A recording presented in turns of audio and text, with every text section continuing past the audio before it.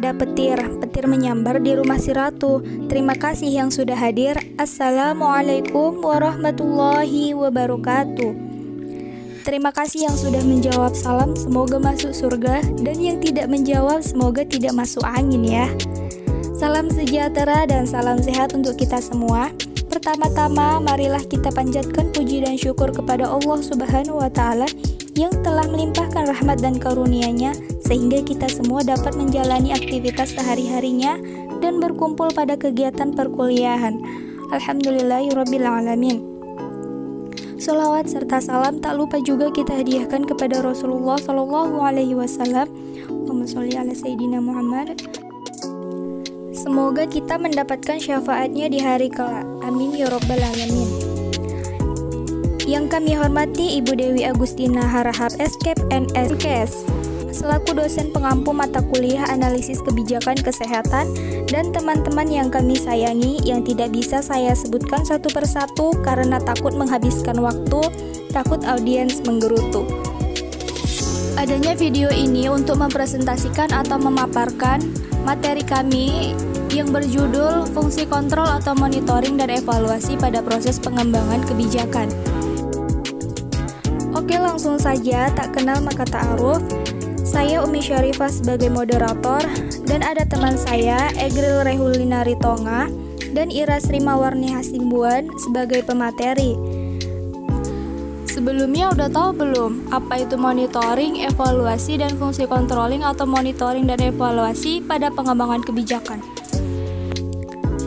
Ada King Kong makan Indomie. Jangan bengong. Ayo simak presentasi kami. Oke, baiklah. Langsung saja, materi yang pertama akan dijelaskan oleh teman saya Egril yang akan menjelaskan mengenai pengertian monitoring.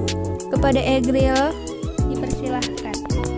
Bismillahirrahmanirrahim. Baiklah teman-teman, di sini saya akan menjelaskan tentang monitoring. Monitoring adalah kegiatan pemantauan untuk memperoleh informasi secara terus-menerus sehingga hasil sesuai dengan tujuan yang telah ditetapkan. Menurut Peraturan Pemerintah Nomor 39 Tahun 2006, monitoring merupakan suatu kegiatan mengamati secara seksama suatu keadaan atau kondisi, termasuk juga perilaku atau kegiatan tertentu, dengan tujuan agar semua data masukan atau informasi yang diperoleh dari hasil pengamatan tersebut dapat menjadi landasan dalam mengambil keputusan tindakan selanjutnya. Tindakan tersebut seandainya hasil pengamatan menunjukkan adanya hal atau kondisi yang tidak sesuai dengan yang direncanakan semula.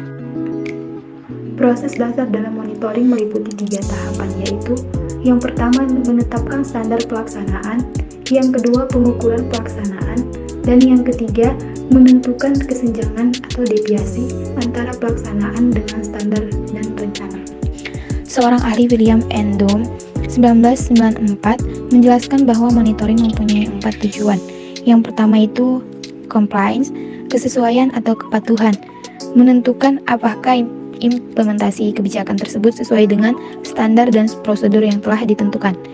Dan yang kedua, auditing atau pemeriksaan, menentukan apakah sumber-sumber pelayanan kepada kelompok sasaran atau target group memang benar-benar sampai kepada mereka.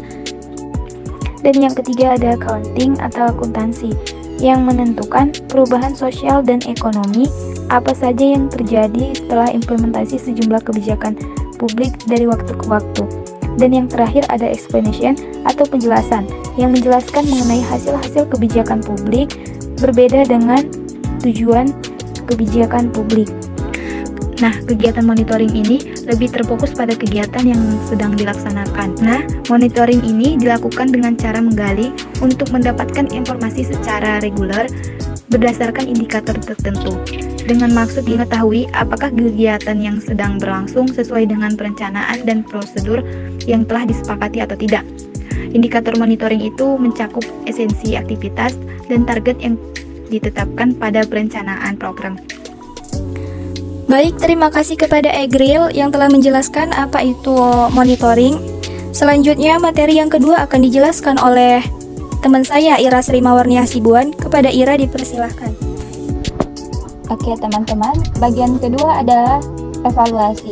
Nah, yang pertama pengertian evaluasi, menurut ahli kesehatan masyarakat Amerika, evaluasi adalah suatu proses untuk menentukan nilai atau jumlah keberhasilan dan usaha pencapaian suatu tujuan yang telah ditetapkan.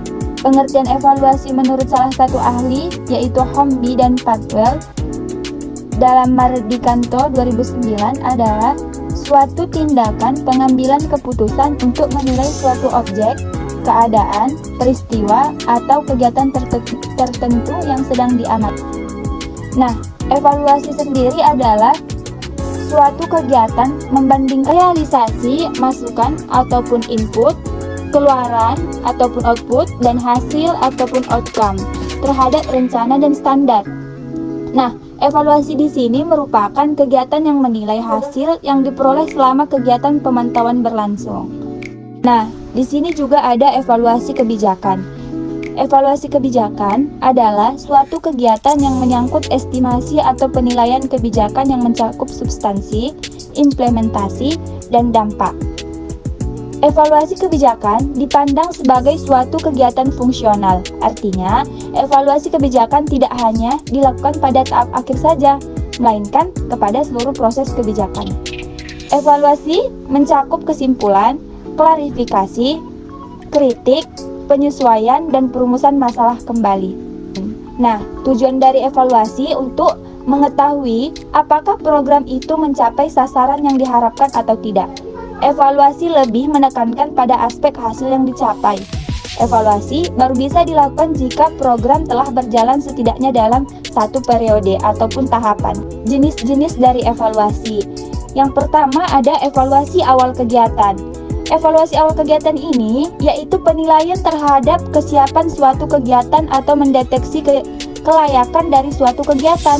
Dan yang kedua ada evaluasi formatif, yaitu penilaian terhadap hasil-hasil yang telah dicapai selama proses kegiatan dilaksanakan.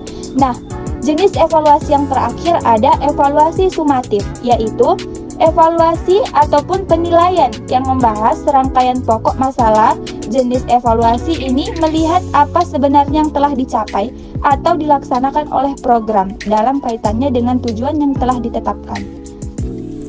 Baik, terima kasih kepada Ira yang telah menjelaskan apa itu evaluasi. Oke, materi selanjutnya yang akan dibawakan oleh saya sendiri, yaitu materi yang terakhir.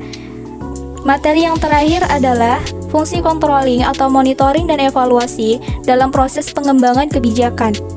Fungsi kontrol pada proses pengembangan dan kebijakan adalah bagian penting dari siklus kebijakan publik yang meliputi tahap perutusan masalah, kebijakan analisis, kebijakan pengembangan, kebijakan implementasi, dan kebijakan evaluasi.